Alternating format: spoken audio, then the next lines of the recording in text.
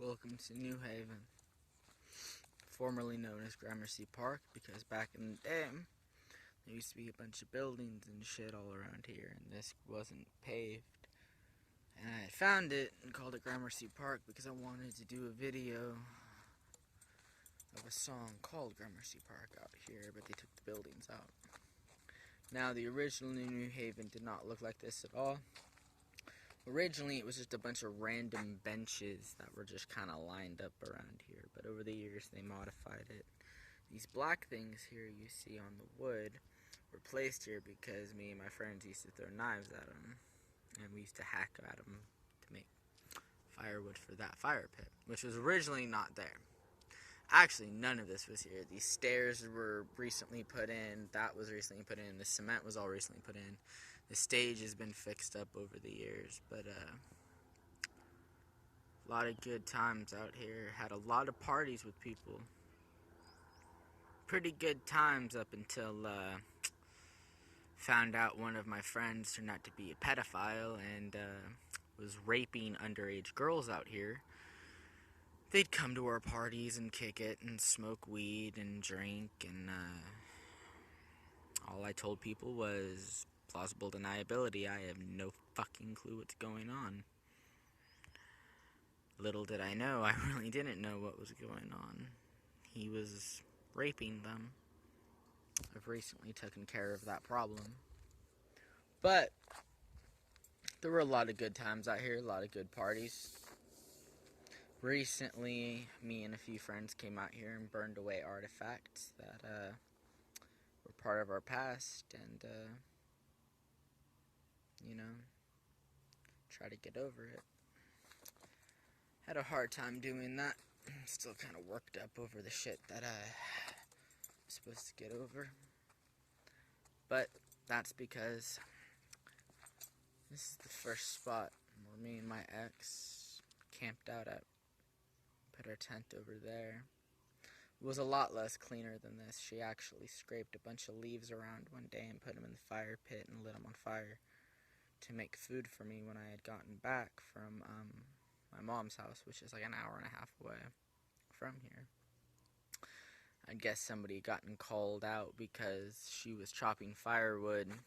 Well, I had chopped some of it and brought it here, but she was hacking at it, and it was like wood, kindling, grass, sticks. It was kind of cool. She actually had it all set up along here for our fires for the night, and we had the tent here, so we got caught and we were told to move.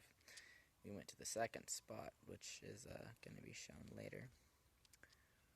But, yeah, we camped out here, and I found these weird flat rocks that we used on the fire to make stoves to cook with, and we did pretty good. We met this guy. I can't remember his name now, but he slept over there, and he was a pretty cool dude. We ended up leaving him at the second spot because he's a little crazy. He was a cool dude, but he started crying and breaking down into tears and hugging us when we just left for literally, it was supposed to be 5 minutes, and then we decided to stay away from him. And we went to a couple other spots, which will be shown probably later on throughout this documentary, because I don't feel like walking that far today. But this is where me and her camped out at. First few nights we were homeless after the people who I'll tell you about in the second video did to us. Very first night, we didn't think it'd be that cold. We were in the tent, huddled up together with 2 zippered up jackets. We zipped the jackets together and cuddled each other with 3 blankets on top of us. Very small blankets, mind you. Almost shivered and almost died from the cold. I woke up at 6 o'clock in the morning to find the entire place completely covered in frost.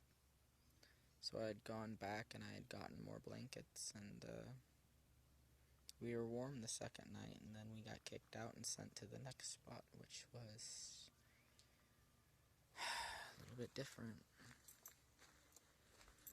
But New Haven's had some interesting times. A friend of mine had fallen out of this tree, broke his arm, which I thought was pretty funny because I was in the hospital that same night, and he was sitting there with his girlfriend. they came in a few minutes after me. I was like, hey, what are you in for? He's like, oh, broke my arm, what about you? And I was like, I got this massive headache, and you can see the shit pulsating out the back of my skull. Turned out I was just sick. Very interesting. But in this area, it's kind of hard to see the indentation nowadays because it's been kind of fucked up and fixed up over the years. But me and Squeak, aka Brandon, former friend of mine, who will be explained later in the second video, we dug a perfect grave right here. It was the perfect length, perfect width, perfect depth, everything. We did it just because we were bored. We had a stripper pole up here before they modified it. Somebody had left there was a weird cement. It was a pole to a cement block. It was just left here, and we have no idea why. But, yeah, we ended up putting it up in the center here, and nobody ever used it because somebody took it out the next part. But, we had thrown a bunch of knives. In fact, I'm going to throw one of my knives right now. Vent a little frustration I've been having lately. People starting rumors and lies about me, and it's jeopardizing my job, and I don't appreciate it. We threw knives, hatchets, just about anything you can imagine. In fact, if you look right there, you can see one of the chunks we took out many, many years ago. Our names should be still carved somewhere amongst these pieces of wood, but we're not sure which ones anymore. But yeah, these black things used to not look like this. They used to be pieces of wood, and then we kept hacking away at them because we're assholes, and sure enough, they prevented that.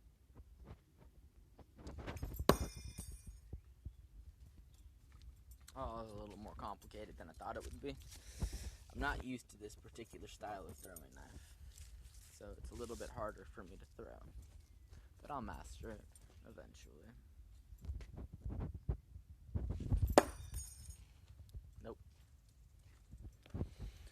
All day I've been throwing knives and macheting things because people at work want to judge me because of my makeup, and just been going through a lot of stress with shit lately, so this helps actually. As you saw in another video, I macheted an entire fucking tree. I want people to know one thing about me. You're either my best friend or my worst enemy. And if I make you my worst enemy, I'm gonna make your life a living hell any way I can. Now, I want someone to notice something right now. These knives, doesn't matter how I throw them, because they're gonna hurt you. I may not be able to stick them in wood. I can definitely stick them through your skin.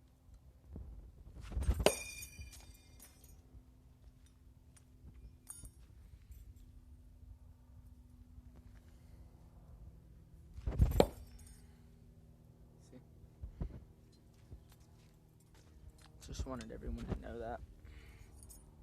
So, this is spot number 1, aka New Haven,